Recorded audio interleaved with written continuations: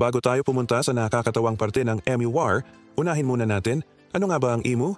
Ang emu ay isang malaking ibon na native sa Australia. Pangalawa siya sa pinakamalaking ibon sa buong mundo, sunod sa ostrich. Isipin nyo, mga 1.9 meters ang tangkad niyan. Parang tatay mong galit na galit pag hindi mo niligpit ang plato mo. At teka lang, hindi sila marunong lumipad. Yes, mga kabatas, isang ibon na hindi marunong lumipad. Pero wag niyong maliitin kasi pag tumakbo yan, 50 kilometers per hour ang bilis. Mas mabilis pa sa traffic ng EDSA sa mga panaginip natin. Ang katawan nila ay may malalambot na balahibo, kulay brown, parang shaggy hairstyle ng 80s.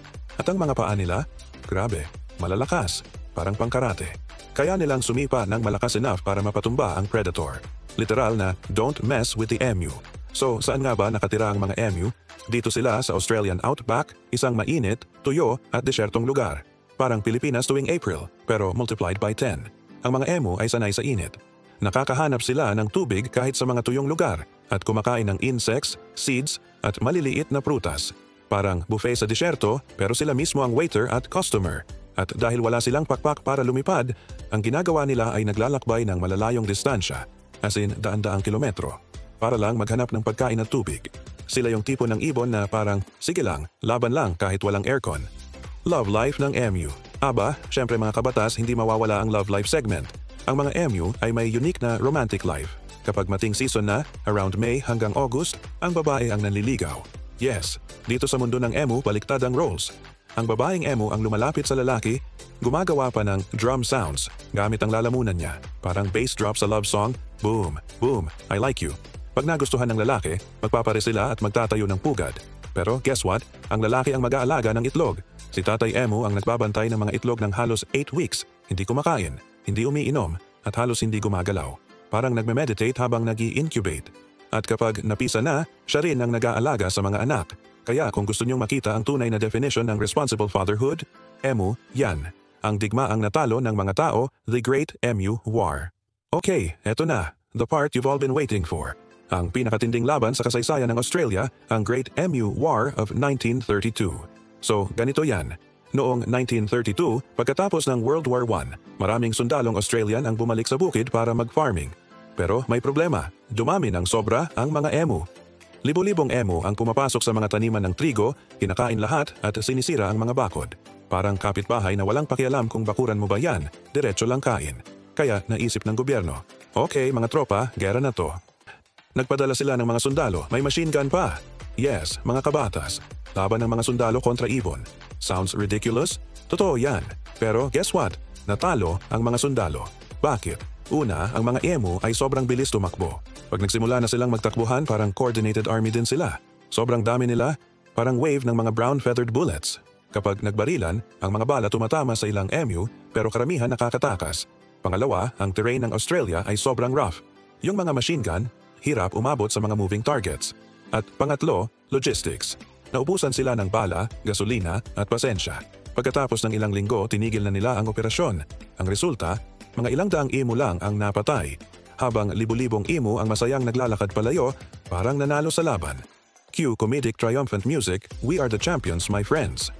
Kaya ayon, mga kabatas, the Great Emu War, isang digmaan na nagpapatunay na minsan, kahit may bala ka, hindi mo kayang talunin ang kalikasan, ang talino at ugali ng emu. Ngayon, baka isipin nyo, tamad lang yan, malaking ibon. Pero hindi, mga kabatas, matatalino ang emu. May mga pag-aaral na nagpapakita na kaya nilang maalala ang ruta papunta sa mga pagkain at marunong silang umiwas sa tao o traps. Parang criminal mastermind sa nature documentary. Marunong din silang lumangoy, mga kabatas. Yes, kahit disyerto ang bahay nila, kaya nilang lumangoy sa ilog na parang chill lang. Siguro pag sobrang init na sa outback, nagpo-pool party sila. Kung meron mang motto ang emu, ito siguro, hindi ako lumilipad pero kaya kong manipa. Ang sipa ng emu ay sobrang lakas, kaya nitong tumumba ang kangaroo o coyote. At may matatalas na kuko sa paa. Kaya kung iisipin mo, hindi mo talaga gustong mapikon to. Pero sa totoo lang, mahiyain sila. Kadalasan, umaatras lang sila pag may panganib, tumatakbo palayo, at hindi sila agresibo, maliban na lang kung cornered. Ngayon, mga kabatas, hindi lang sila basta weird bird. Mahalaga sila sa ecosystem ng Australia. Sila ang tumutulong magkalat ng mga buto ng halaman. Ibig sabihin, natural reforesters sila. Sa kultura naman, ang emu ay bahagi ng Aboriginal mythology. Sila ang simbolo ng lakas, tiyaga, at karunungan ng kalikasan. At kung makikita mo ang Australian coat of arms, may dalawang hayop, kangaroo at emu. Bakit sila? Kasi pareho silang hindi marunong umatras. Literal at simboliko. Always moving forward.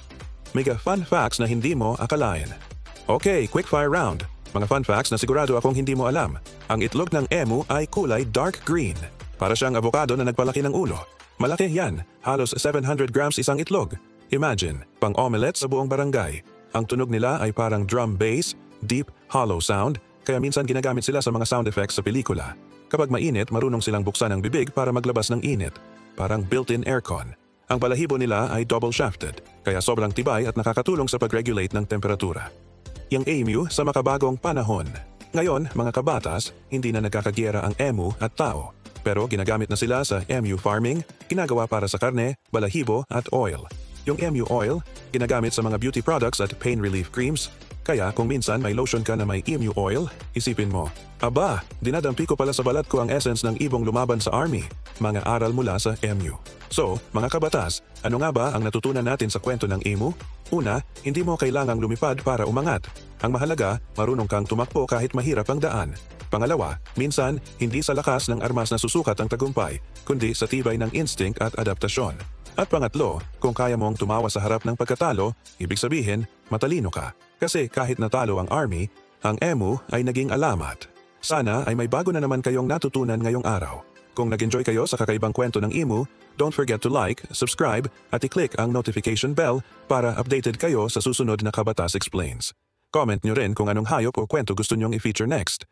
Ang hustisya, minsan nakakatawa, lalo na kung ibon ang nanalo sa giyera.